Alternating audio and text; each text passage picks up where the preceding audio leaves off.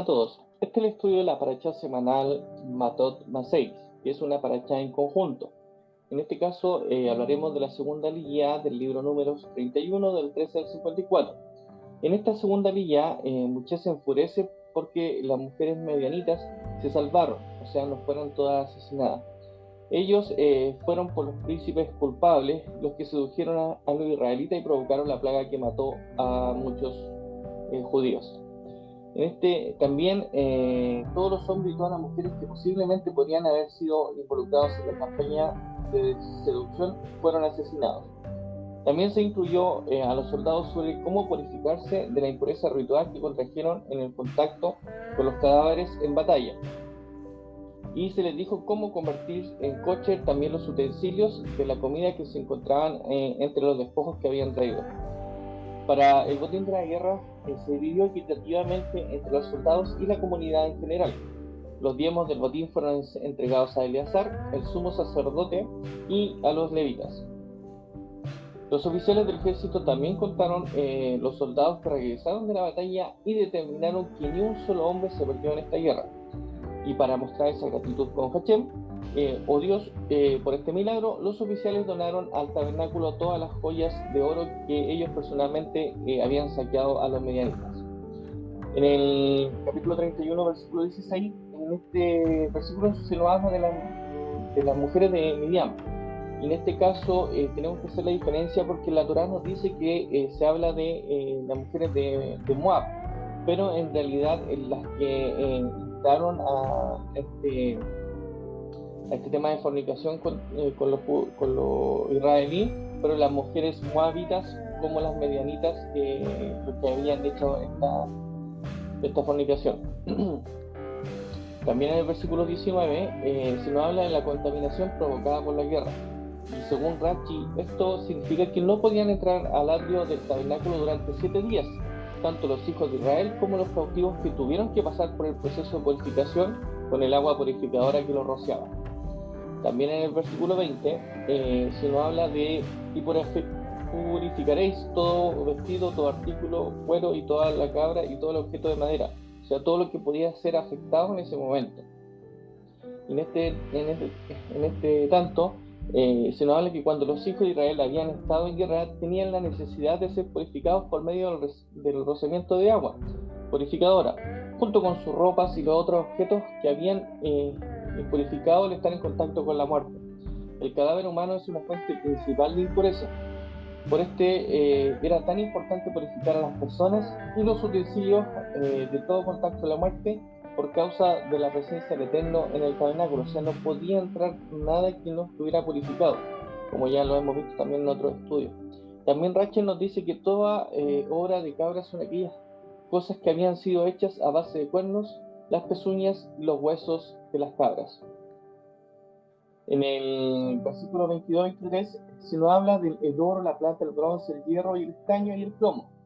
Todo lo que el fuego, que pase por el fuego pasaréis y será limpio, pero será purificado con el agua para la impureza. En este caso también se nos enseña que también los utensilios de cocina que fueron conquistados de los medianitas necesitaban ser purificados de todo contacto de cadáveres y alimentos no kosher. Y hay dos elementos que son utilizados para la purificación, el agua y el fuego. En este caso la tierra fue purificada por el agua la primera vez, en el diluvio, como ya lo sabemos. Y la segunda vez será purificada por fuego, como está escrita en 2 Pedro 3, 6 al 7, que nos dice: por lo cual el mundo de entonces fue destruido siendo inundado con agua, pero los cielos y la tierra actuales están reservados por su palabra para el fuego, guardados para el día del juicio y de la destrucción de los impíos, que es cuando vuelva nuestro Adón Yeshua. En el versículo 35 nos habla de los seres humanos y de las mujeres que no habían conocido varón acostándose con él, cuando se nos habla de las medianitas, ya que no eran menores de edad, que en este caso fueron 32.000. Y hubo una gran cantidad de personas sobrevivientes, que fueron las 32.000, mujeres que no habían conocido varón. De allí aprendimos que tenía que haber habido una matanza de muchísimos más hombres y más mujeres que eran adultos.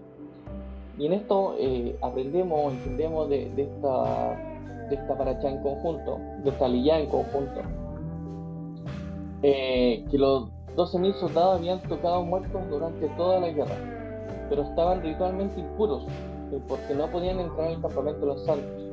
Por ende, Moshe y el sumo sacerdote Eleazar en ese minuto y todos los jefes de la congregación salieron a recibirlos fuera del campamento.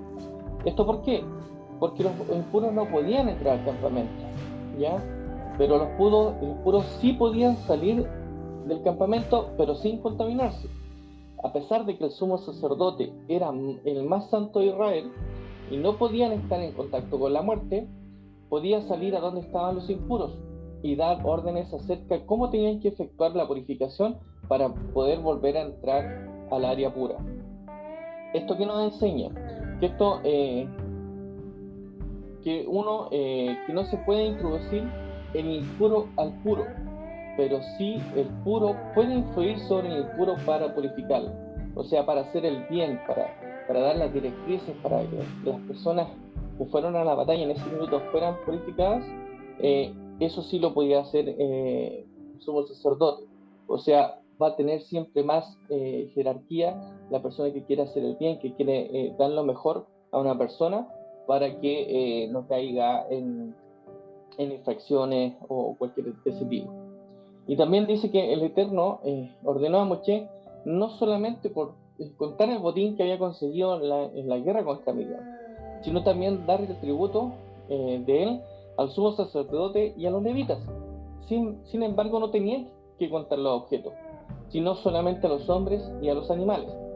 Y en esta entramos en el contexto hebreo original, que dice eternamente levanta la cabeza del botín. En el sentido simple de esta expresión significa tomar en cuenta una persona o un animal y hacer un censo.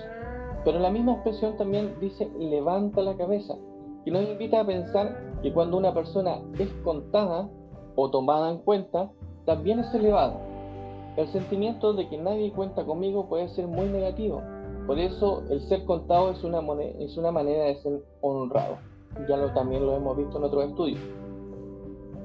También se puede entender en la expresión como una elevación a la dignidad espiritual o moral de cada persona.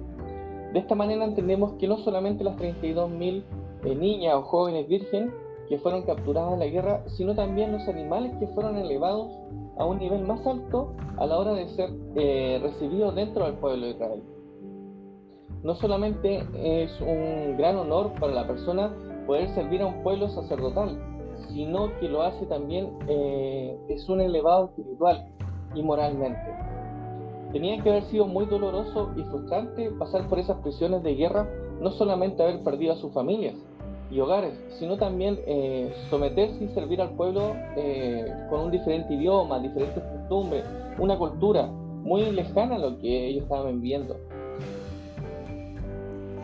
Y por otro lado, las hijas de Midian, como lo hizo el sumo sacerdote, aprenderían buenas normas, las normas de la Torá y las costumbres del pueblo del Eterno, del pacto, para elevarse a un nivel de obediencia al Eterno, que nunca hubieran podido experimentar en el país de origen o en el país extranjero. Ciertamente la guerra contra Midian era muy dolorosa para ellos, obviamente, habían perdido sus familiares, habían perdido sus hogares, pero el beneficio a largo plazo y sus generaciones era mucho más alto. Lo primero que el Eterno mandó para estas vírgenes era que sus cabezas fueran elevadas.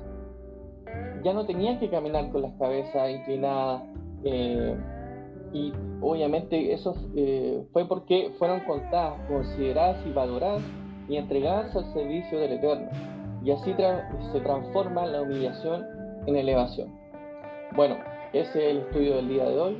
Espero que sea de gran entendimiento, de gran ayuda y de gran satisfacción para cada uno de nosotros. Nos estaremos viendo en un próximo estudio. Shalom.